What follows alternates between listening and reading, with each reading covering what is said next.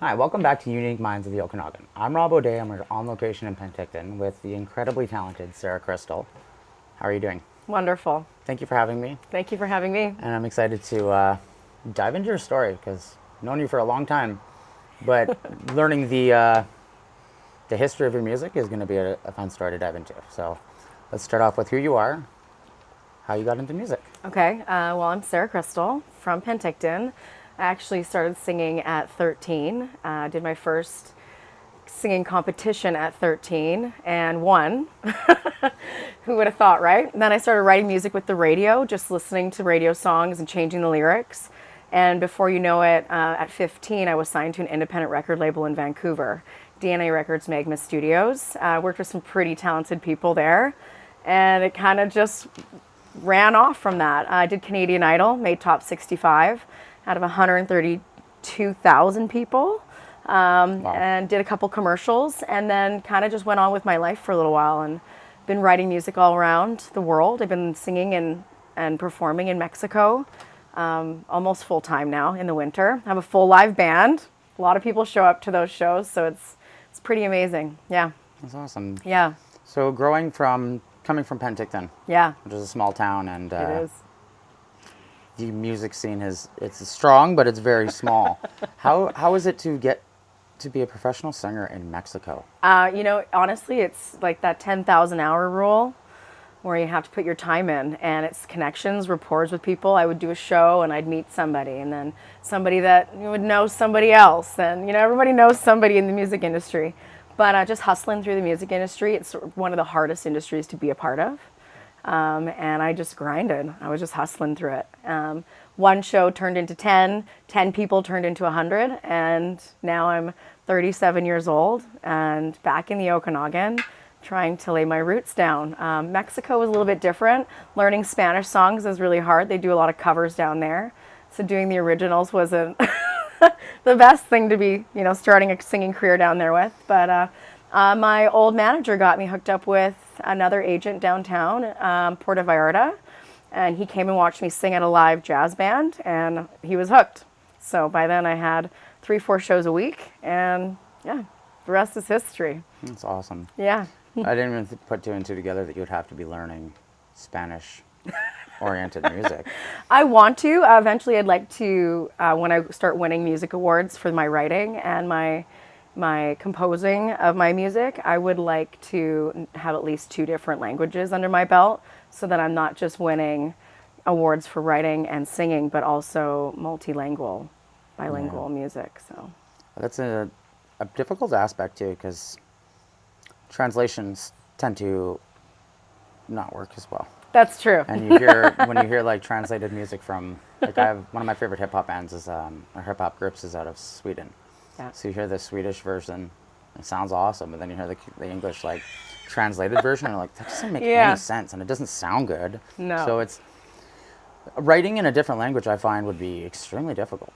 Yeah. And even being around the culture of trying to like weave your way in as a non-Spanish speaking person into a culture that's like heavily deep rooted. So how was the experience of going from Penticton to Canadian Idol and doing that? Well, I actually did it 3 years in a row. Crazy. How does one get into that? So they just posted it online. There was commercials on TV. My mom's like, you have to do this. First year I was 14, made it to the second round. Second year I was so sick. Still made it to the third round with the most awful cold of my entire life. Third year I went, and I didn't have my family supporting me in that moment, but in that moment when it's really in your face and it's make or break it, I hustled, I made it through, and going to Toronto and getting my golden ticket was by far one of the coolest things I had done.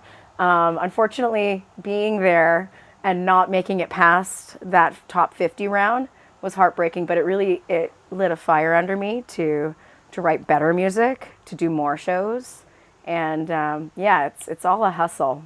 Were you going in doing originals? I was doing some originals, and That's the producers, awesome. so what you do is you go into 3 different rooms, 3 different executive producers get to see you before you even see the celebrity judges. Oh, wow. Yeah, nobody sees this stuff on TV. going in there, and they want me to sing non-originals. So I would sing Kelly Clarkson.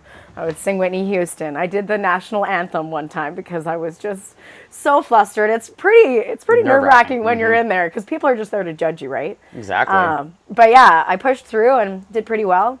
Made some really good friends from it and some good connections too. That's awesome. Yeah. I can't imagine being like putting myself in that position. Like I'm okay with getting on stage and staring at a crowd, but like when it's one-on-one, I feel that's so much more nerve-wracking. Like, someone sing me a song. I'm like, I can't do that. Yeah, and these people hold your fate in their hands. And, you know, I'd be dressed up in these full suits like I was going to a business meeting at 15. And, you know, I had the look, I had the part, I had the voice, but they were looking for something extremely specific. And that's okay, because I'm glad that it happened the way that it did. It kind of put me in this original state that, you know, my music is good enough. It's just not what those people were looking for.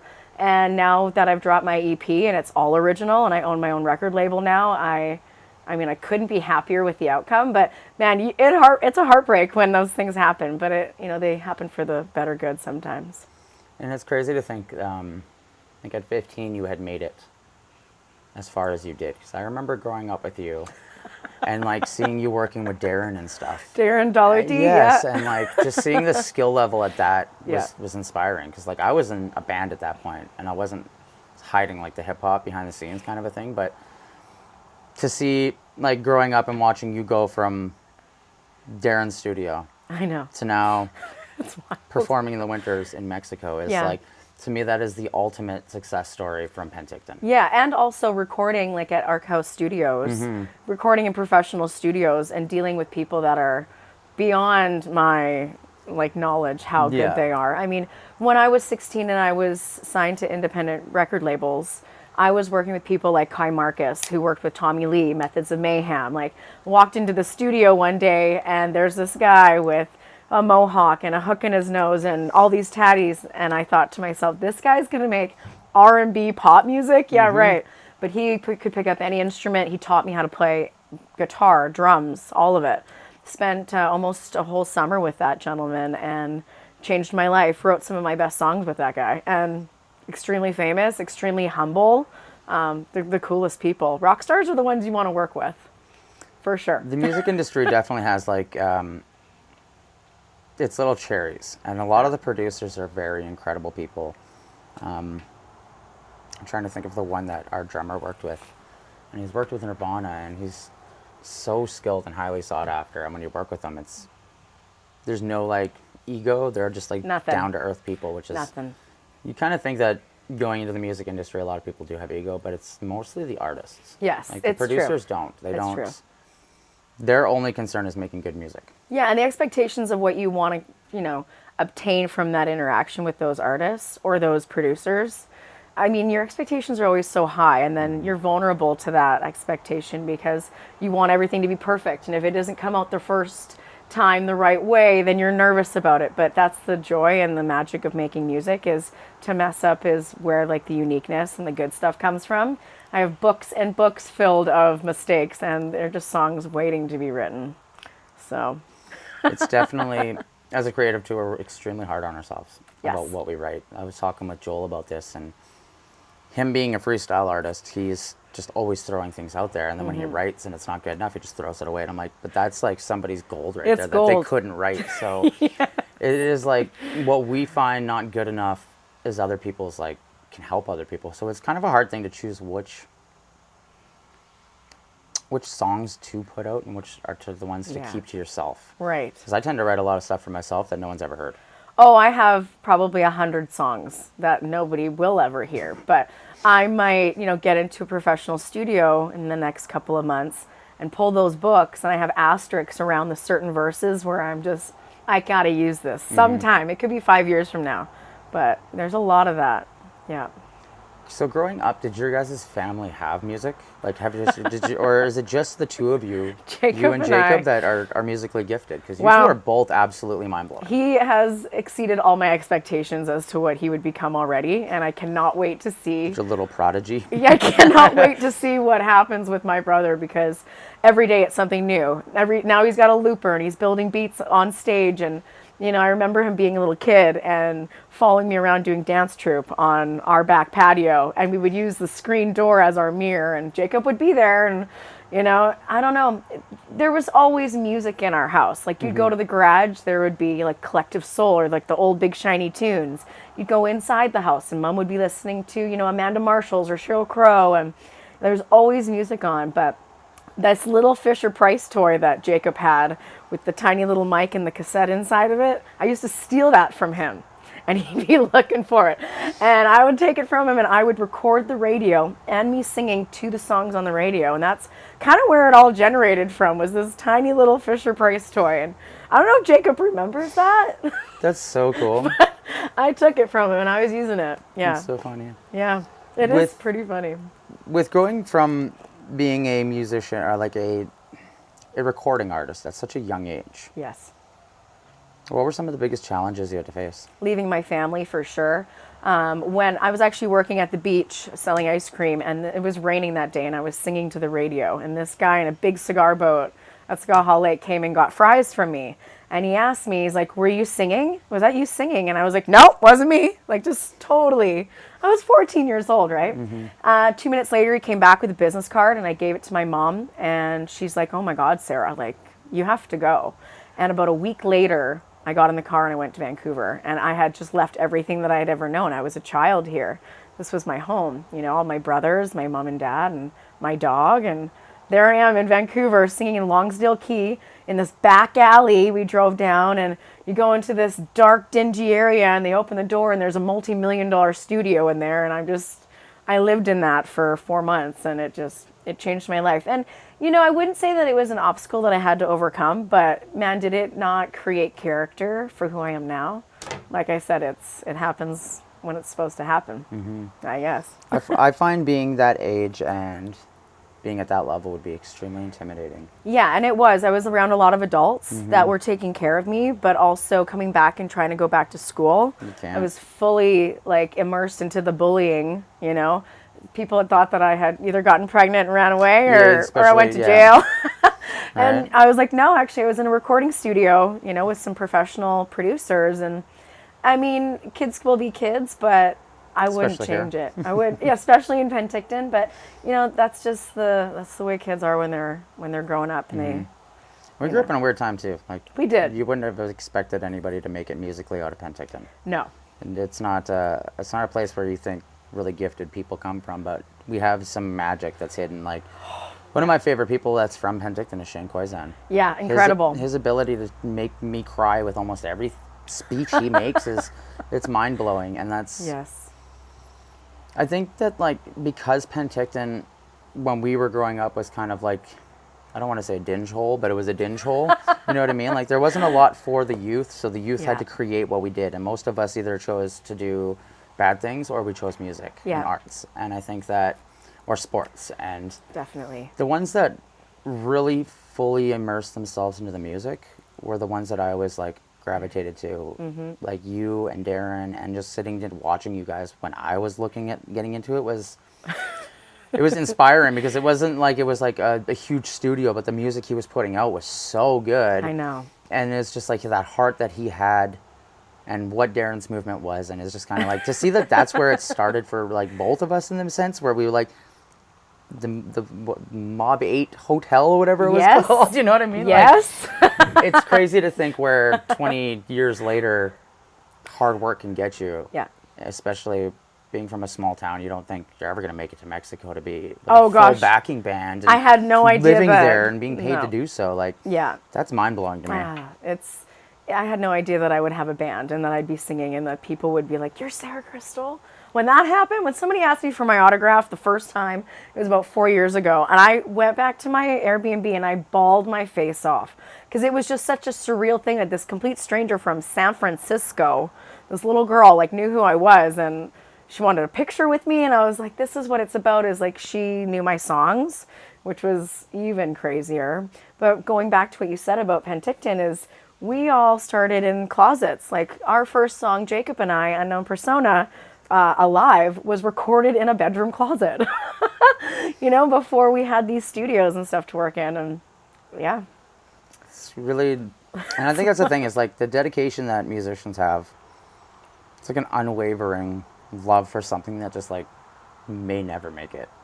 Oh, I may never make it to where I want to get to. However, that's what the drive is. That's the push. To win a music award for my writing is the main goal, because I know that writing is just, it's what I was meant to do. My mom, actually Jacob and I, our mother, was a poet, and she's been published in books, and lyricism comes really easy to us. So it's no surprise that Jacob and I are writing our own stuff on the drop of a dime. Yeah, no, and it's incredible Yeah. because it's not like anyone could write music, but to like write good music is difficult. It's difficult to have a creative outlet or a creative mind that is different than the basic structures, and to be able to craft something like it takes an intelligent person to create music on a different level, because it's not, there's writing music and then there's making music. And I think making music, like as a musician, you're playing the instruments and it's like, you can create melodies, but to like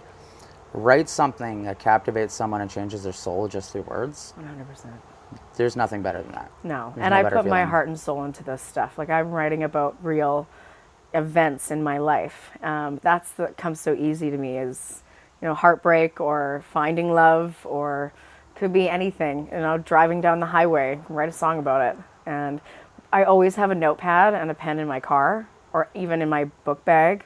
It's just, there's always that possibility that a good song is going to come up.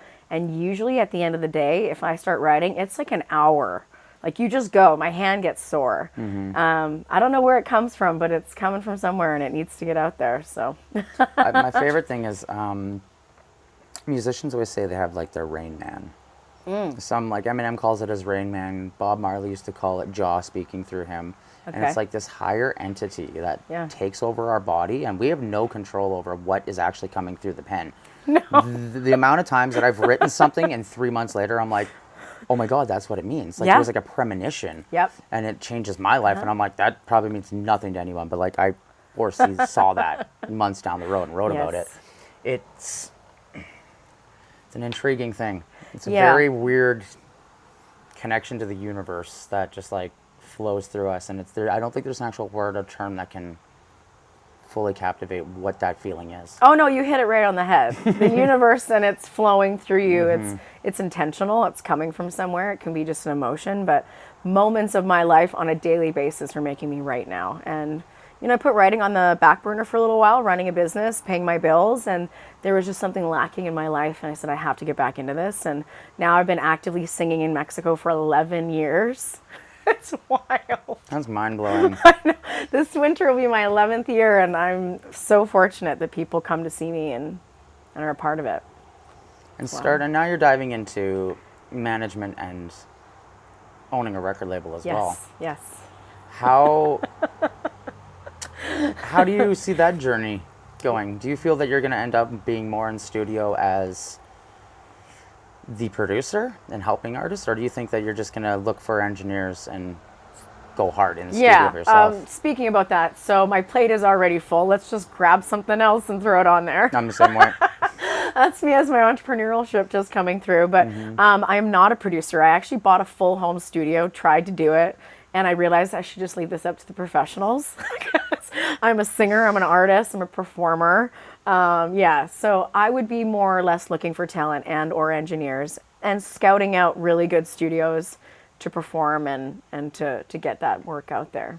Are you basing it out of Canada, or are you going to base it out of Mexico as well? Actually, I'm planning on basing it out of Mexico. That won't be until 2026, because I'd like to start a home base first, make sure that works, and then extend it. I want to do all the faults while I'm close to home. Yeah, no, for sure. Yeah.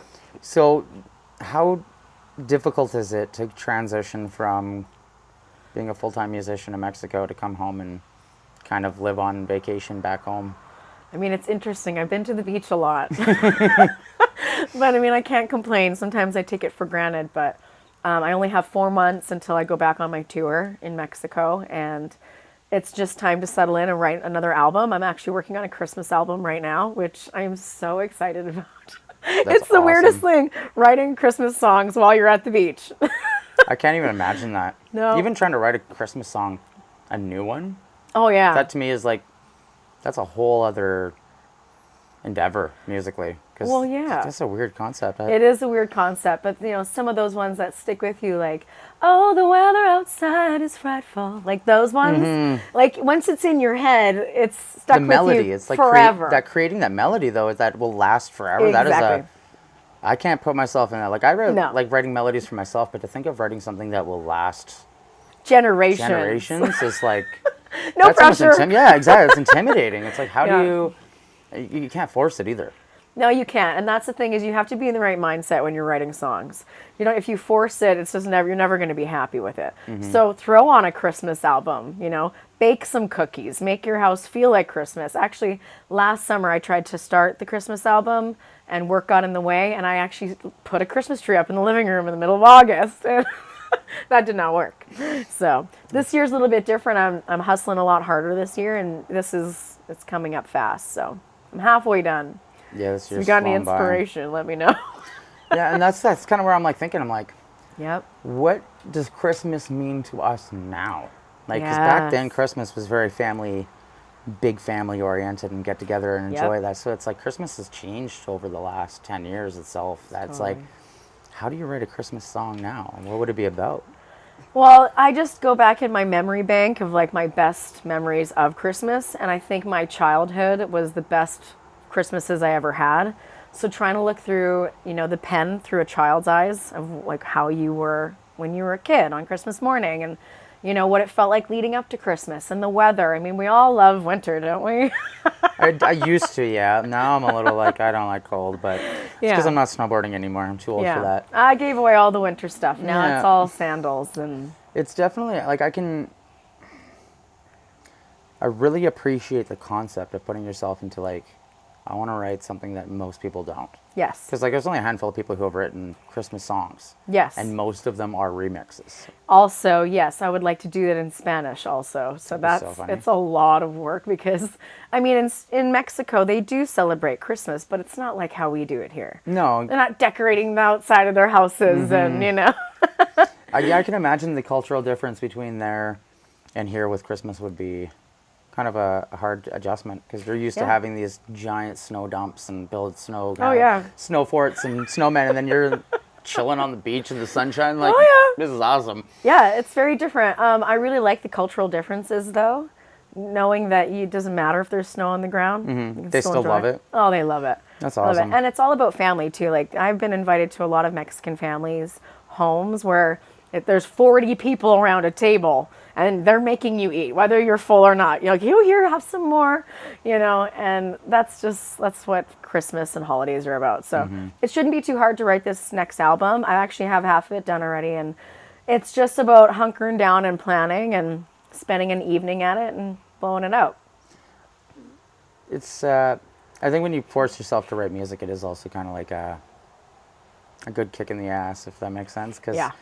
a lot of us will sit there and think about what we want to write, and we'll conjure it in our brain, but we never like put Yeah. it onto paper and get it out. Never do that. Never think, oh, I should write a song tonight and it should be about this. No, that's not how it works.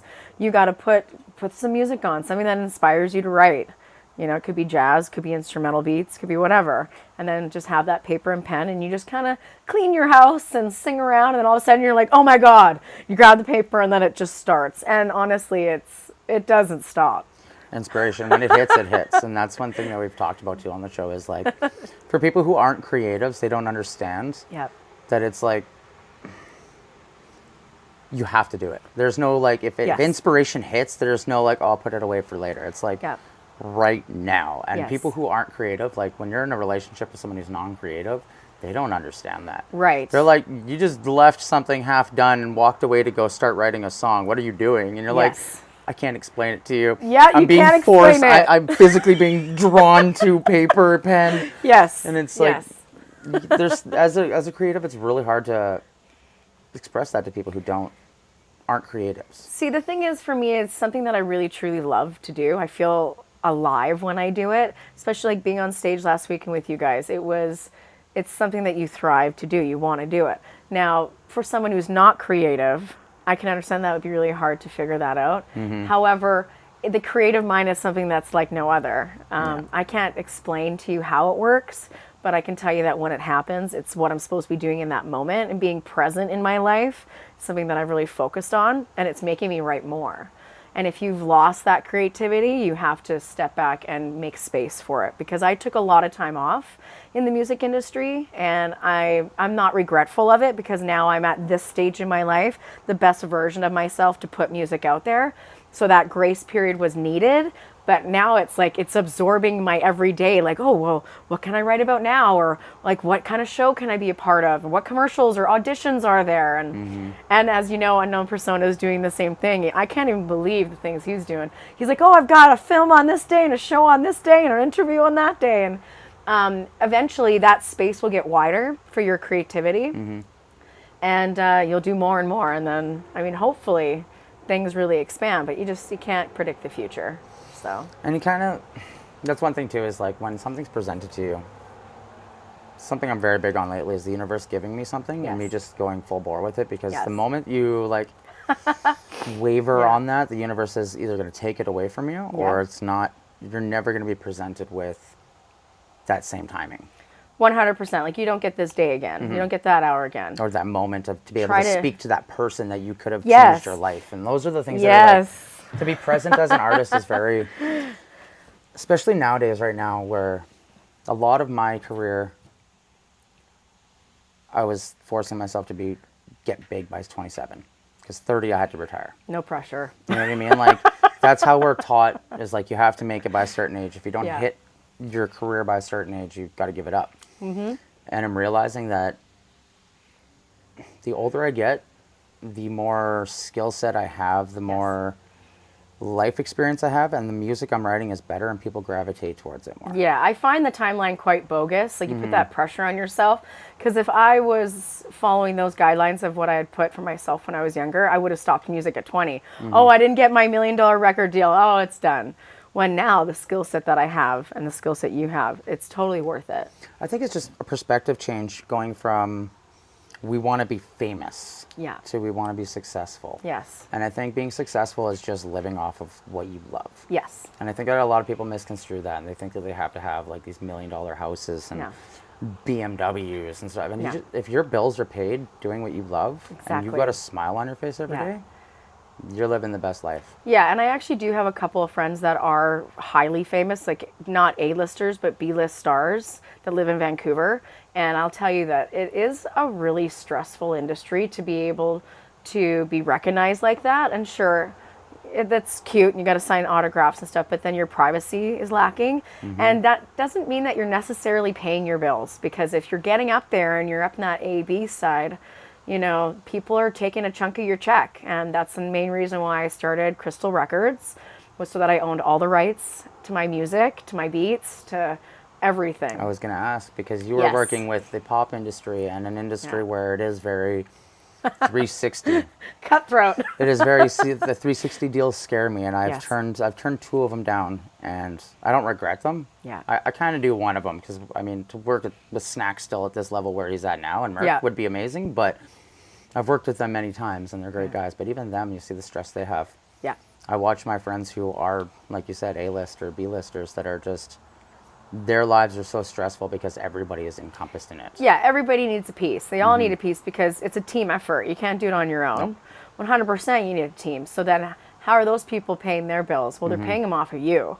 So the music industry, as cutthroat as it is, you have to make sure that you're doing it right, and that people are getting percentages as you want, and that you're not getting ripped off from record labels and record deals. Sure, you can have a $3 million record label come at you and the deal be on the table, but then you get 80% of that taken from you, which means you're really not getting any of it. Plus, you got 2 other albums you have to do with that record deal, and if you don't do it in the time frame, that's breach of contract. Now you're getting sued. It's like, okay. And that's the things that people don't realize is that's where a 360 deal is very scary, and why independent is the way to go. It's a lot harder though.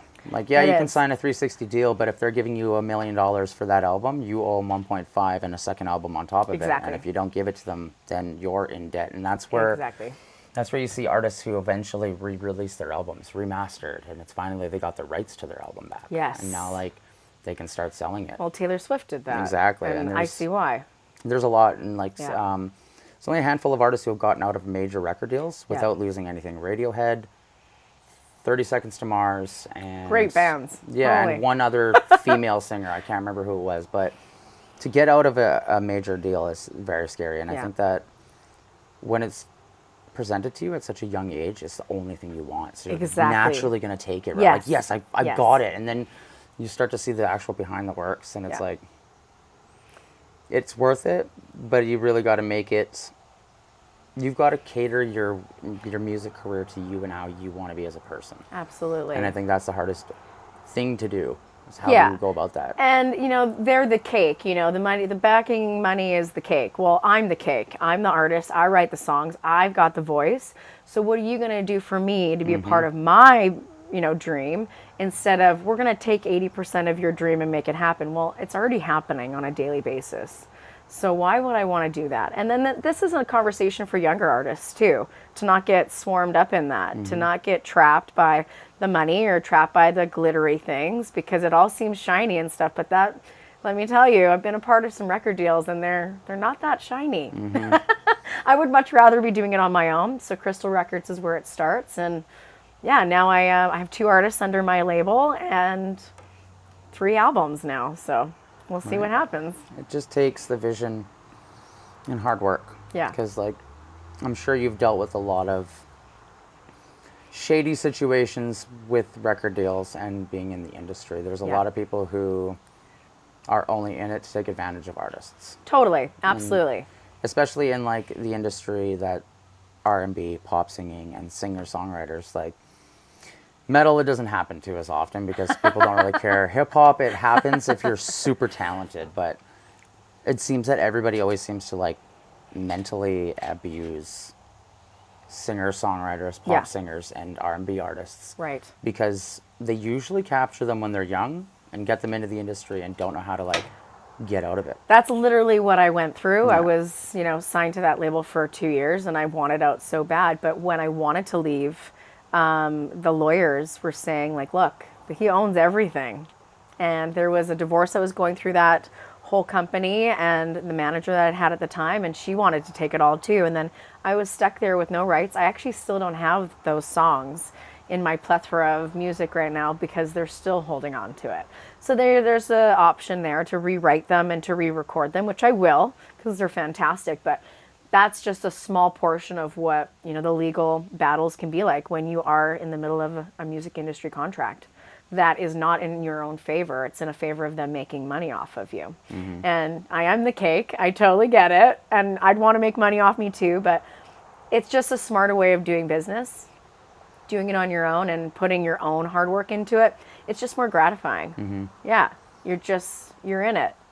Yeah, I know what it's like to not have the your glass copies for your albums. It's a very heartbreaking thing. Our very first album with Storm the Empires was on a Florida label, and they split up. And when the label broke down, they have all the rights to the songs, all the glass copies. So I can't reprint our album without going and asking the owner. So we just finished our album and released it, and it's 100% independent. And like I just paid for the CDs to come in, so I'm like a month away from getting CDs. Yeah. So it's like that was more of fulfilling for me, was like actually like dropping the money and being like, we just dropped X amount of money on CDs, boys. They're on the way. Like the label's not sending it to us. That's ours. We did that. Yeah. So it's a great feeling, but at the end of the day, it's like the amount of work you got to put in. Yeah. It's almost like it doesn't transition or relate. Like like reaping the rewards could be 20 years down the road, if ever, if you're lucky. But, you know, the feeling of putting it out and owning it is a very special feeling. I just dropped a lot of money I can imagine. On that EP, plus merch and hoodies. And, you know, some things fell through, and that's okay. But that's a learning curve also, right? But that money that is in that EP is worth every second of it. Well, investing in yourself is never a bad investment. No. And I think a lot of people are scared to put the money into themselves, the time and the energy, because they're fear that if they fail. But if you fail for yourself, there's not failure. No. Like if you failed for somebody else, then you failed. Well, yeah, that's what people like to say. But my failures have always made me become better. Yeah. Like, okay, so that didn't work. Well, what else can I do? Or how can I change that and make it better? And honestly, that's the growth of the music industry also, is I wouldn't be here right now if I didn't fail all those times. You know, let's say that I did get to the top 10 of Canadian Idol. I would have had a record label coming up to me and asking me if I wanted to do an album. Sure. And then where'd all those songs go? Where'd all that music go? So like things do happen in the right timing for me.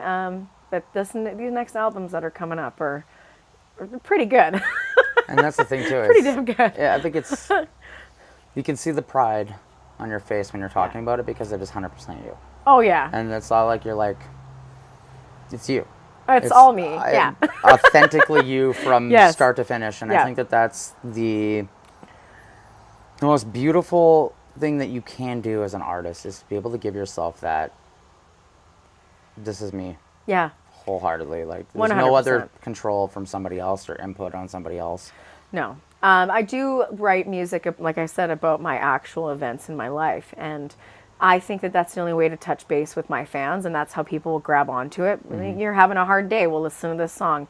You know, your ex cheated on you. Well, I got a song for that too. You know, your car broke down. I mean, this isn't country, but I'm sure I got a song for that, you know? And I mean, there's nothing wrong with being able to write about life lessons. That's one thing Yeah. I kind of am really bored about working in metal and excited to be back into hip hop is Yeah.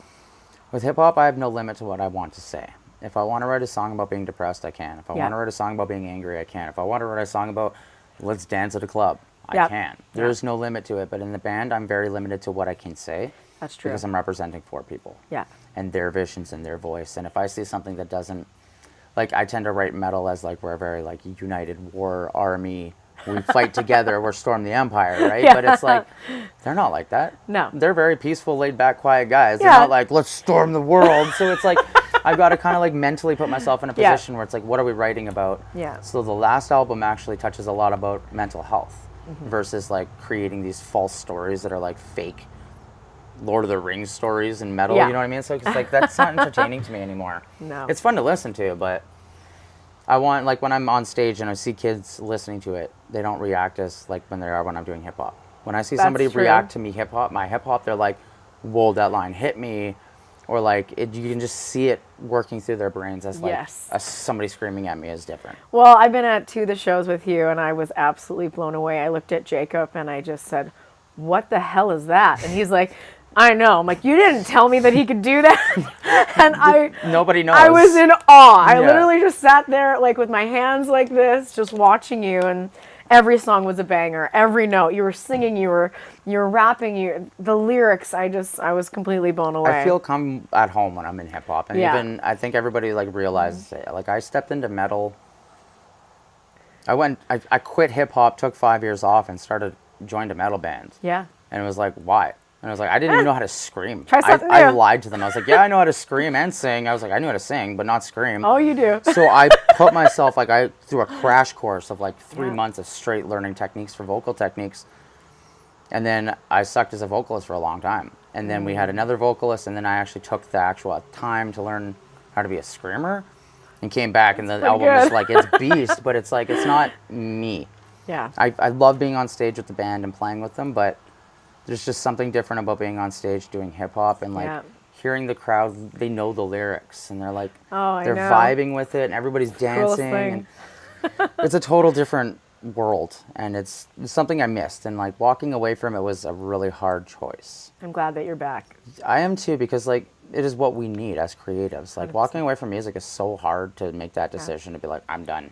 You're never going to be done. No. You're always secretly writing and thinking try. about music. Yeah, exactly, right? Like, and that's kind of where I'm at now. It's like I'm never gonna stop, and that's why I'm like, at this point in my life, it makes more sense to just go full bore with music. And if Yep. I fail, then I failed. Yep.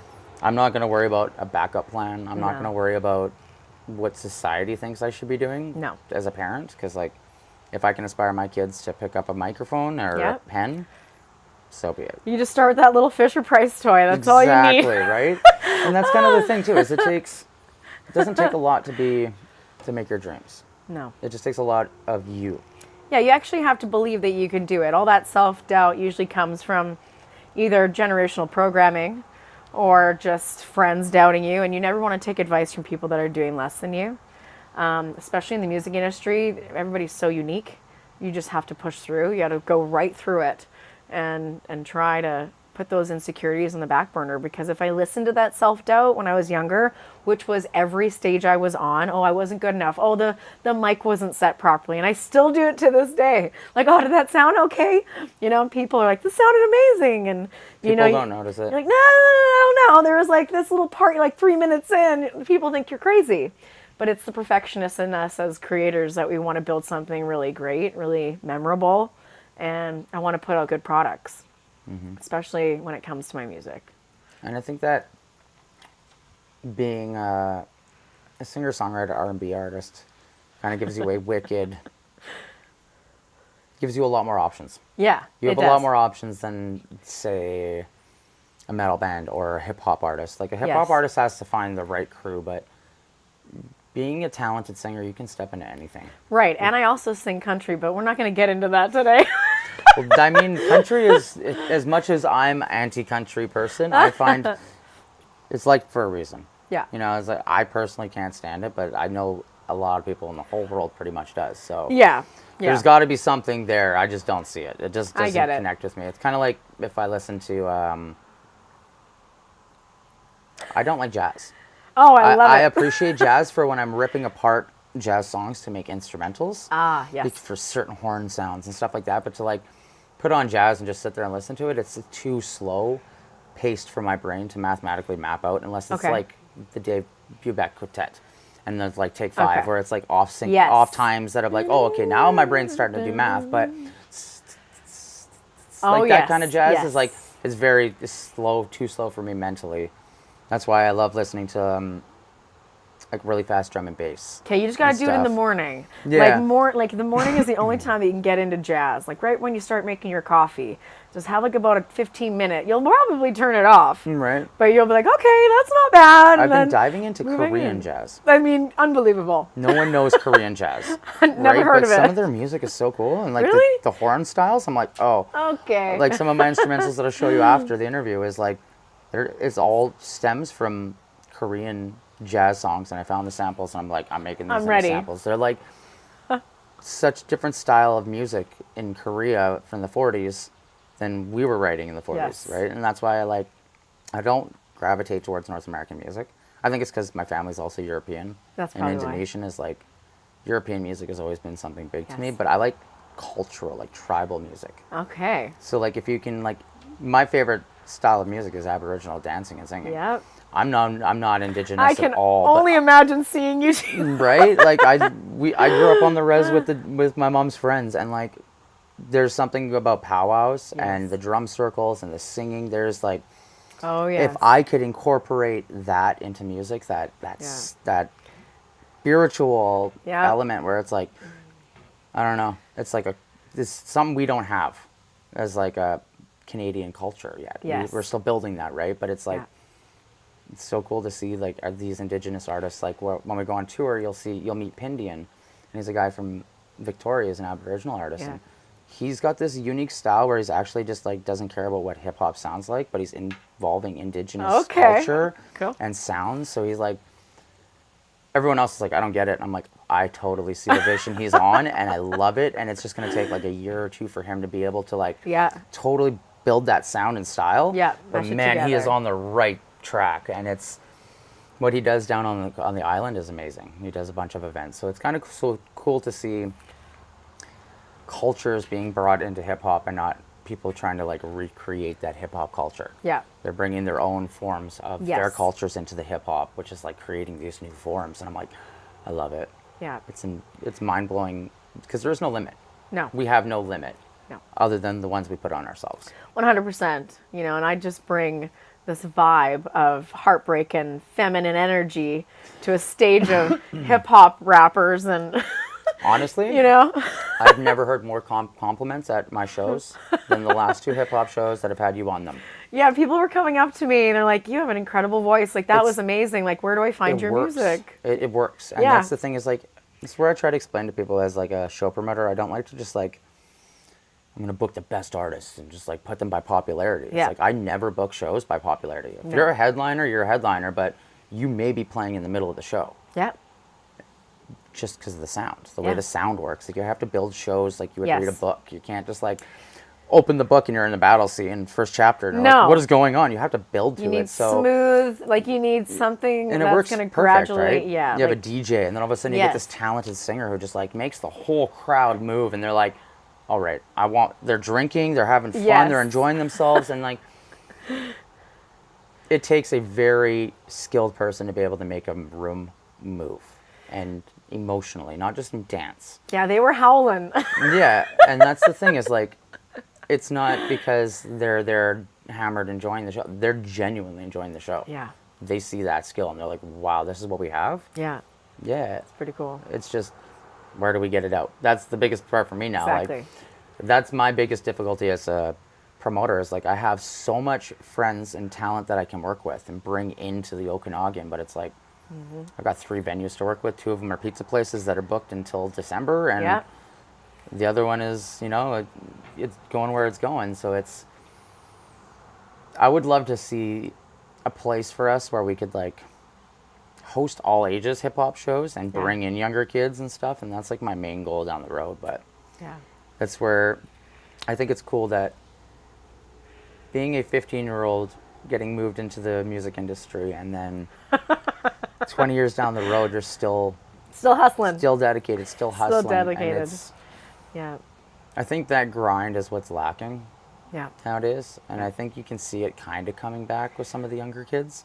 But I think it's just there was a huge gap of artists weren't focused on inspiring the next generation. They were focused on like, I'm popular, look at me. Social media has made me huge. So there was like this huge disconnect for the last like 5-6 years in the music industry, and all of a sudden I'm noticing it through them utilizing social media now, that they're actually creating these huge followings. But they're not doing it by, look at me, they're just being authentic online. 100%. And the music industry has changed a lot too. Back in the day, there wasn't social media. We didn't have Facebook and Snapchat and all the stuff. You know, you had to grind. You had to be in the shows, you had to be in the rooms with the right people. I had a couple interviews with some really incredible executive producers when I was very, very young. And I still dread it to this day that I did not sing in person because they had not heard any of my music. They just had heard about me. And I sat down, I was at the table, and I just think to myself, you know, if I had just sang one line, I could have been somewhere else. But it's about that hustle, right? So now anybody can be a singer. Now, if that makes you a good singer, I don't know. Anybody can write a song. Does that make you a good songwriter? No. Do you have 1 million followers? Does that make you popular? It could. You could get canceled tomorrow by one bad comment. But the longevity of the music industry and doing it this way is that I'm not going anywhere. I don't plan on going anywhere for a while. And a lot of the people that have made it in their later years are because they're seasoned.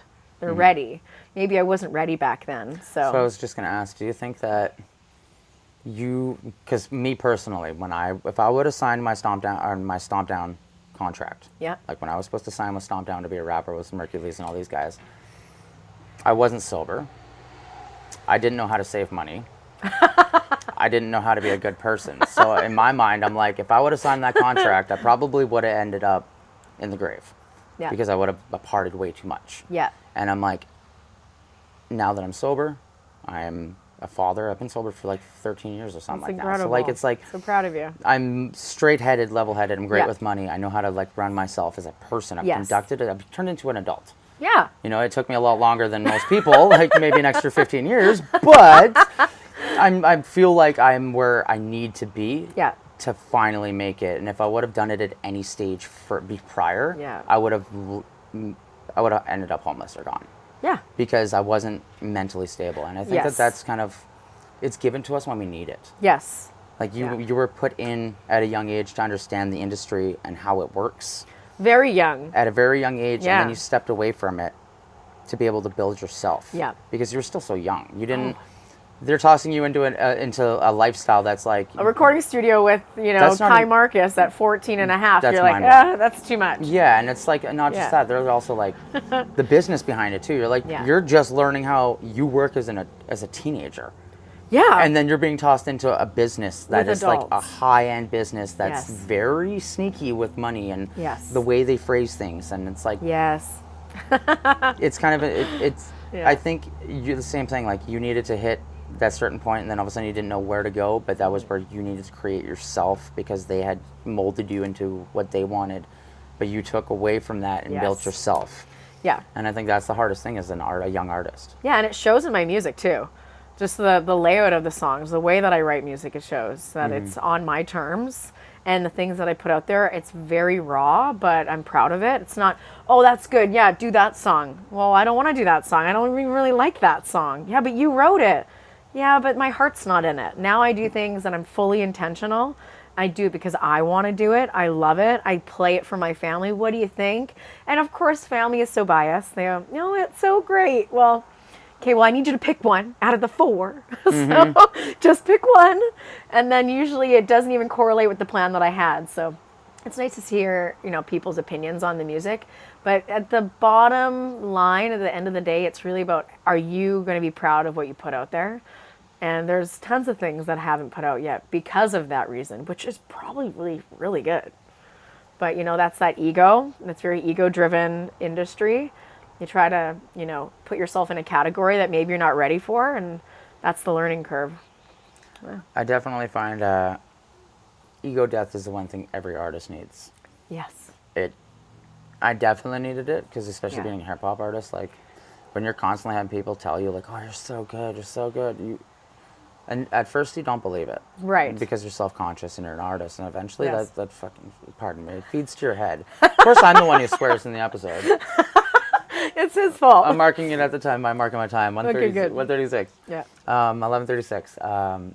It's definitely a difficult thing to navigate, and that's like the one thing is like, I'm super self-conscious. I don't like people thinking that I'm skilled at things. Like, if I'm skilled at something, I'm okay with that, but I don't like being told it. Okay. You know what I mean? Like, it's kind of like, well, you suck then. Yeah, it makes me feel like I get really shy because like that's all I'm good at is music and arts and stuff, but it's like there's so much more to it behind like the inside here that people like don't, when they sit down with me and actually talk, they're usually mind blown by like how intricate and deep I am mentally, and then that transcends, then they start to understand my music, because my music itself is like, this album was probably the most straightforward album I've ever put out. Yeah. Every other album was like, there's metaphors and like double entendres they had to work through just to understand anything, and no one ever got it. No. They didn't understand it. No. It was like, it's good songs, but this album, every time I hear somebody say anxiety is helping me make it through right now because I can relate to it, it's like, it's full heart. It's there's no misconstruing anything from any of those songs, except for maybe On My Own Again, because there's just like, it's good. There's so some good lines like, so let me get it started. I'll cut your sleeve and leave you open hearted. It's just like, those are just quick, witty lines. They don't have any meaning. They do to me. I mean, you know what I mean? Like, other people will take them, but to me, it's just like, oh, that's a cool line. Yeah. But it's like the lines like deeper lines like things like, can't think of it right now, but like certain phrases that just really hit home, and they're just because they're straightforward. There's no like, oh, they're hidden behind a metaphor. You have to find it. Right. Well, I actually had somebody ask me once, what does this song mean, or what do the lyrics mean? And the beauty about my music, and about anybody's music, is it can mean whatever you want. You could listen to my album and you could take it a completely different way than someone else that I know. But in those moments, it could be about, a heartbreak or a love that you're finding, or however you want to, find that in your music. But what I wrote about, you're not going to find that. I'm not going to put people's names in it, even though they know who they are and they listen to it. But your belief in that song and what you connect to is totally solo relationship with you in that song. That's my thing with music, is that every song is about what you want it to be, no matter how good or bad your day is going. Do you ever find that you write something that you wrote and it means one thing to you, and then years down the road, all of a sudden it changes? It happens all the time, actually. Happens all the time. Yep. Yeah. Yep. It's funny how that works. It's incredible to go back and read and to listen to the songs. And actually, my nieces were listening to my first album. And Emma goes, well, what is this song about, Auntie? Oh, not what it used to be. And she's 10. She doesn't get it. But, that's another thing, too, is having your family listen to your music that are younger, having children listen to it. purposefully, not just because you're in the house, but my brother called me the other day. He's like, I think Emma was listening to your music. I'm like, what? He's like, yeah, like in her bedroom playing your songs. It just warms my heart, So that is amazing. That's, it's good. It's a beautiful feeling. And that's kind of like, you were just talking on a good point too, of like being able to write music for younger kids. Like, Yeah. I forced myself, the last 6 songs I've wrote, not one swear. Not one swear. Not Good the for you. entire EP there's not a single swear on the EP. That's tough. And that was so hard to do because Yeah. all I want to do is put in those filler words. Like, Yeah. it's so easy to put I an understand. F-bomb in here or like, but to like write something that actually was like, I can't do that. I can't say that. Intentionally That doesn't no make vulgar language. Yeah. Because I want to be able to play all ages shows. I want Yeah. my kids to come see me, and I don't want to be just dropping F-bombs and stuff. Like, there are songs that I swear in, but like, I'm consciously writing songs that don't have swears right now. That's awesome. Or have messages for the younger kids. Like, I don't know why. It feels weird coming back, because before I was writing music and it was very ego driven. It was very like, I got my shoes on, I look dope, let's go party. It's like, I'm not like that anymore. No. That was me at 22. Yeah. I'm 35 now. We're getting up That is there. a big difference in like what I'm writing and how much I've gone through in life too. Like, Yeah. the loss that I've had from family members and friends, like those Yeah. things really age you. Yes. Not like in age wise, but like mentally, you start to understand the universe and what matters. And Yeah. before, it was like being popular was what mattered to me. Yes. I need to be big. And now I'm just like, the show's got 10 people, but those 10 people are vibing with me. And at the end of That's the all that night, they're matters. happy. Like, those 10 people turn to 10 more people, like you said. And It's those 10 been- people turn into 100 It's people. crazy how fast snowball effect happens. Like, oh my goodness, it's right there. It's just teetering on the top of that mountain, and either you're going up or you're going down. It doesn't matter which way, but one person brings 2 people. Those 2 people know 3 people. Those 3 people have 10 family members. Mm-hmm. And then, like I said, 10, 11 years go by and you've got 100 people or 1,000 people at your show. That's where the dream happens.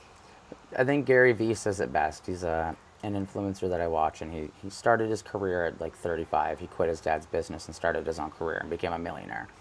But he's like, 30s, you're a child. Oh, it's You're all a research child at a before 30. that. Like, yeah, it's literally like 30 is, we were forced to come out of high school thinking that we need to be something by Yes. the time we're like 25. No.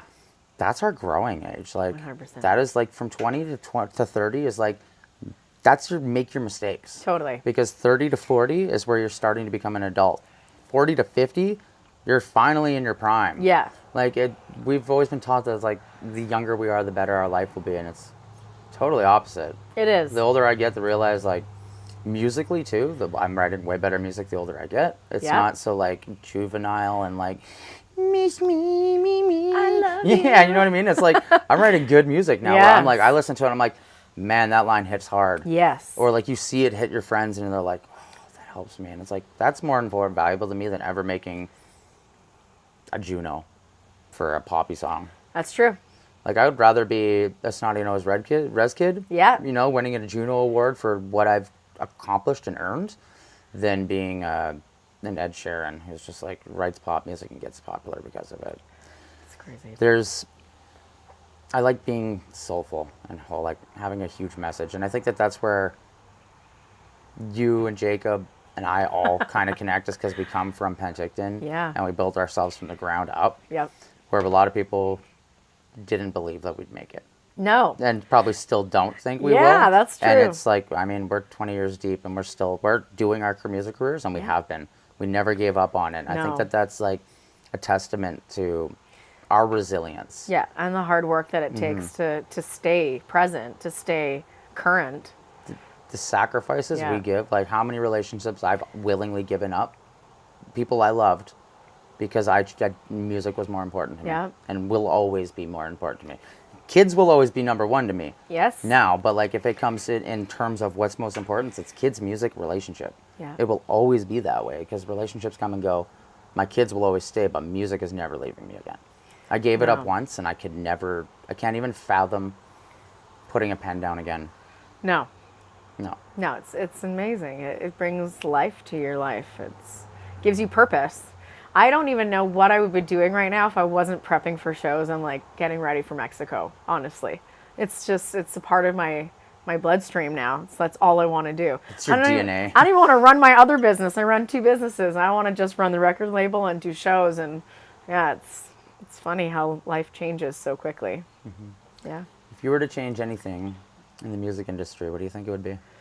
Just the connection between the higher ups and the middlemen and the artists themselves. I think the people that have the skills and the tools should be more easily accessible to the smaller people as we are right now. If I had just a couple moments with the right person in the right room, I'd have the answers to some of those questions. Be able to maneuver my label a little bit better, but there's always that middleman that's got to take a chunk before you can get to the top, and it's unfortunate, but that's what I would change, just to have a little bit more access to the people that really have, like, can I just call Dr. Dre up for a minute and have like a 3-minute conversation? Or, Ed Sheeran, oh, let's call Post Malone for 10 minutes and see if he's got time to chat. Like, that's all that you would need, right? And sometimes those people they're too busy and they're not accessible, but that would be cool to have something along those lines, a better direct line to those types of people. I feel it's also they're kind of in the same thing where they're being jettisoned into that. This is the route you have to go, and they don't even know what they're doing half the time. You know what I mean? No, because they got a crew of 50 people behind them. Exactly, and that's just that's why my main thing behind this show, and why I talk to creatives, and I always ask the last 2 questions I do is because we weren't taught how to pick up a show, how to start shows. No. We were just, we figured it out. And there is no like book that teaches kids how to get into being musicians or being artists or how to make a career out of it. And I think that through all of our mistakes of everybody that we've interviewed, everybody's made different mistakes, and each little piece of the puzzle is kind of like what not to do and what to do. So the show itself is like a how to be a self-sufficient artist. Love it. And it's kind of like how much time do you have? Right, and that's kind of the thing is like I could spend 40 hours talking straight with one person about it, because the amount of things that need to be changed in the industry and can be changed but need to be changed by us. Yes. And it's only us that can do it. Yeah. Nobody in the hires is going to make it change. It's always the independent artist. And I think true. that I keep talking about it, but we're at like the perfect time in human history where we can do whatever we want and make a career out of it. Yeah. Anything. There's people who are professional gamers. There are people who are influencers that don't influence anything. Exactly. You know what I mean? Like, we can do whatever we want, and I think in expressing that to the youth is like most important thing right now, because they want to be a musician. Yep. They quite literally can. They just have to buckle down, and it's a lot of hard work. Like, you've been doing it grinding straight away from family since you were 15. It's insane. And it's just starting to like even it's blow up more now. It's just starting to open now. Well, you've been successful the whole time, but it's now you're I don't want to say you're comfortable in your own skin, but you are, because you have full control of you now, which is nice. Yeah. And your career. So it's sky's the limit if you truly believe in yourself, and I think that manifestation is a huge thing. Well, Jacob, Unknown Persona, said it best. He said, sometimes we fight over the things that we can share. It's one of the lyrics in his song, How Much, with me, and it's one of my favorite lines in all of our songs we've done together, but it's the truth. I mean, it's a team effort, and if you can share your ideas and share your wants and needs, there's always somebody that has another idea or a different idea, and I don't want to do it alone. I want to be a part of a team with amazing artists that hustle and thrive and want the same things. Mm-hmm. If you're a one-man band, how boring is that going to be?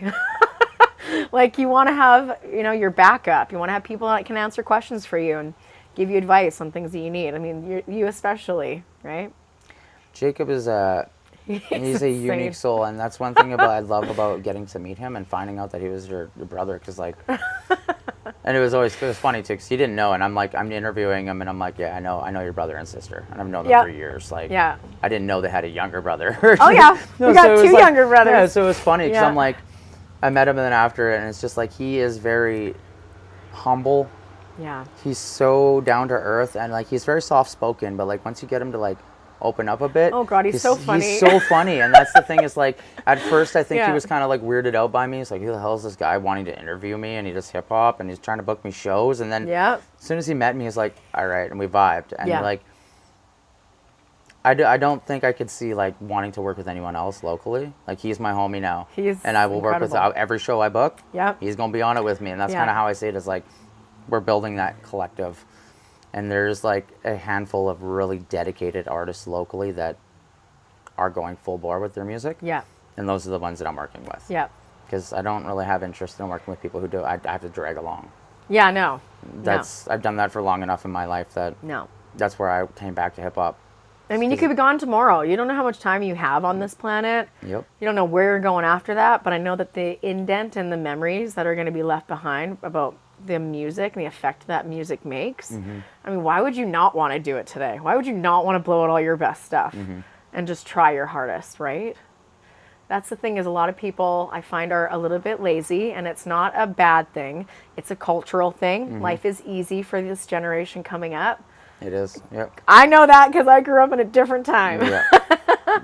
You know, and that's okay, but I'm just not one to sit around and watch things happen. I want to be the person that makes it happen. And nobody can do it for me. Nobody can write that music. Nobody can pay for studio time. Nobody can get up on stage and sing like me. And that's what makes it so unique. And same with Jacob, and same with you. All the guys at the shows, like, I'm blown away by the individualness of everybody that's on there. It's so different, yet it blends so well together. Yeah, it does. I'm like, okay. Because we all have the same kind of message, right? It's that inspiration. Yeah. We just want to inspire and be happy doing so. And I think it's because we've been all through a bunch of hard times, right? Like Jacob's been grinding for 5-6 years plus. Gosh, it builds character. And then Kelowna's scene is very difficult. Oh, I know. I personally can't stand it. I've been in it for years, and like I started a record label when I was 21. Yeah. And we had 9 artists, and we put on shows, and like for me, there's an artist performs. Yeah. There's no backing tracks. You don't rap over a full song and call yourself an artist. No. Because to me, when I see that, yeah, it's cringy. It's disgusting. It's like that's not an artist. And yeah, I've seen a lot of that lately, especially locally, where like the artists are rapping over top of their full tracks, and I'm like, I don't understand. What is this? No. I'm like, coming from a time where we're like, you had to perform. Yes. Like if you make your mistakes and your breaths, and like my first performance, I was so out of breath, I messed up 2 songs because I was like. Oh yeah, it's been a while. That's genuine. Yeah. That's moment. Like I'm not faking it. Like I messed up. I claim it. No, and I really pride myself on being on stage and sounding just like my album. Yes. I don't want to sound any different than what you're playing in your car. Because that's the real talent, right? If you got auto-tune and all this junk on my voice, then I get up on stage and I can't sing the way that people have listened to it. I mean, I feel like unauthentic in that factor. And that's one thing that I've always wanted to do also, is have a live show that is just nothing. No instruments, nothing. Like an empty auditorium with just people and just sing with a mic. You were doing it the other day. I was. In the tunnel. It was awesome. Oh, yeah, there's acoustics in that tunnel. Yeah, it was incredible. Jacob and I were warming up. Yeah, no, and that's like I was packing stuff up, and I could hear it, and it's just like the raw talent. The raw talent that you have as a vocalist, it's quite insane, because people can sing, but not everyone can sing to that level every night. Yeah. And be able to not blow their voice out. No, and I've been singing a long time, and usually my shows are about an hour and a half long sometimes. That's insane. That is way too much for my vocal cords, but I'm prepping. I'm not drinking. I'm not a smoker. You know, I'm making sure that I'm not eating dairy. There's a lot of things that a singer has to do to keep that, that people don't even think about. People don't even think about it, but your vocal cords are a muscle, and coating them with dairy, it's not good for you. And, you know, I do a lot of things, like I go for runs a couple days before. I get prepped and I'm singing while I'm running. Beyonce used to do that, actually. When I watched a documentary on her about Destiny's Child, that her dad would make her run on a treadmill and sing for hours. And I'm like, I could try that. Well, let me tell you, it is not easy. It is the hardest, but it trains your lungs, everything to withhold that, that whole show. Yeah, and when you're moving around, that's one thing people don't think about is performing is one thing, and it's all your breath, but when you're moving around too, you start to lose that energy real quickly, especially when you're on big stages. Yes. When you can stand in one spot and do it, it's different, but... Yeah, I do like the mic stand and the stool idea for my slower songs, but, when Jacob and I get up on there, it's much better when you're moving around and making people dance. There's something about watching you both, too. Like, your solo set is incredible. Thank you. It's mind blowing to watch you. But when you see You make you me two cry. up there, you guys are like, I don't know. I don't know if it's because you're siblings and you guys have that connection as like family, Yeah. and there's just that deep connection of being like of loving each other. But like Yeah. the music you guys write together is. It's phenomenal. It is like it gives me goosebumps just listening to the way you two harmonize Yeah. and like the way he can sing himself, and like he is very bluesy pop, more in R&B versus hip hop. So it's like it's a beautiful experience for me because I'm like, that's a shit I love, Yeah. and I want to be able to do, but I can't. Yep. So I love listening to it because it's. And everyone, like, Surreal's so into it, and everyone's, Oh, like, yeah. just vibing, and that's... Shout out to Surreal. That's what we need, right? Like, we need more Yeah. of that raw talent and less of that... We need backups, and, yeah, like... Yeah, I don't like the backup track. Something's just about, like, just... Be an artist. Be authentic. I Yeah. can't stand people who fake Gotta show up. music or do your anything. best. Yeah. That's the key. If you had advice for an aspiring artist who wanted to become a singer... What do you think would be the first step for them? Practice, practice, practice. That 10,000 hours is the most important. If you're not dedicated to the trial and error of messing up and learning your craft, how can you ever master it? You don't just jump into the water and start swimming. Like, you have to take lessons. You have to do the things that are going to benefit you in that space and hold space for you, and make sure that you're making connections with people that are doing the same thing, and find people that are doing what you want to do, and then confide in them, mentor them, be a part of that, that space for them. I think creating your... that is a very valuable point. And Yeah. finding the people that are dedicated to you. Yes. Because you're not going to be able to build, like you said earlier, you're not going to be able to build that team that's with you No. through the whole way, that team of 50, if you don't have No. people who believe wholeheartedly in what you're able to do. Yeah, 100%. And you'll always find people who are willing to do it, and they'll do it for free Sure. to start because they believe in you. But Yeah. to be able to give back to them, this is one thing I love about Merculius is he just went on a world tour, Amazing. and his entire crew are his friends and family that Yeah. have been there since day one, and now Yeah. he can employ them. Yes. And he pays them to enjoy doing what Yes. they've always done for him. And for me, that's kind of like, if I can give back eventually to the people that have always Yeah. been there for me, like that's more important to me. Well, the thing is, you have to find people that first of all believe in what you're doing, that love what you're doing, that want to be a part of it, and don't go find some metal guy that wants to do country music. It's people that strongly believe that what you're doing is worth it, and then you build a team with that. It's so hard to find people that are going to be a part of that, but when you find them, you're like, oh, it clicks. It's effortless, like what's happening right now. It's true, and I think that's Yeah. the connection that music has that I don't think a lot of other things have. Yeah. Music, I talk with a lot of different artists, and painting has its own unique characteristics, and sculpting has its own characteristics. Yeah. But something about It music, does. being able to, like, for example, if I was to pick up a guitar in Africa and play with somebody who I can't even speak with, but we can play music, Yes. there's a deeper connection there without speaking than I could ever have with somebody I just meet and introduce myself to. Yep. It's weird. It's like telepathical, spiritual, to our core, that unless you play music, you don't understand. Yes. And that it's almost like I feel bad that people who don't play music will never feel that feeling. I know. You know what I mean? Like I know. that telepathical, like you can close your eyes and you're just vibing and making music with someone, and then just like, what did we just do? Oh, the jam session Yes, nights like are that- fantastic. That where it's the universe is Yes. flowing not just through you, but all of you at once. Yeah. It's magical. Yeah. I don't think, and that's where it's like music will always be at my core. I love it. I don't think I could ever get rid of it again. No, you I can't. gave it You're up, stuck with it now. and it's like I gave it up once for 5 years, and during those 5 years, I still wrote music. I wrote a solo album where I did everything, and it's like the weirdest album I've ever written, but it's unreleased. No one's ever heard it. Really, send it to me. It's super weird. It's online, but no one's ever heard it. It's just like I wanted to like make an album that had every genre, and one song that went through every genre. So it starts off with like indie rock, and then Playing there's with a the hip hop Queen verse. theory. Yeah, it's just Yes. So it's just like there was no limit to that album, but Yeah. at the same time, I was like, I'm never ever gonna be able to perform that.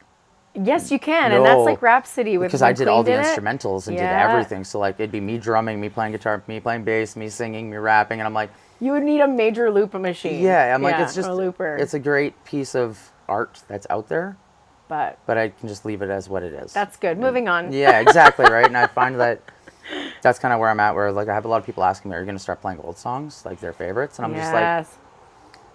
they're not really me anymore. My mom does that. She keeps mentioning this song called My Everything. I wrote it at like 14 years old, and it is one of my best songs.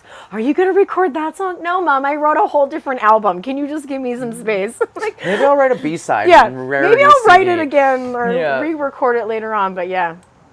It's funny how parents remember those first moments. They never forget anything. Yeah, no.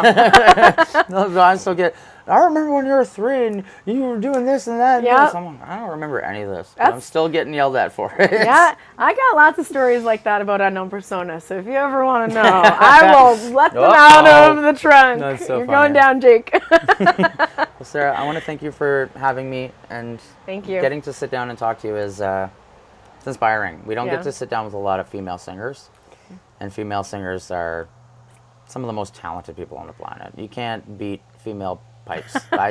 I will always say that a female vocalist will always top a male vocalist. There's no Thank you. way you can beat a female singing. And like some of my favorite artists are Tracy Chapman. You Oh, know, yeah. like you can't beat that. No. And it's so I want to thank you for sitting down, Awesome. getting Thank to you. do this. Can't wait to do this again. and we'll see you guys next time. See ya. Wow. Quick, easy, and So fun.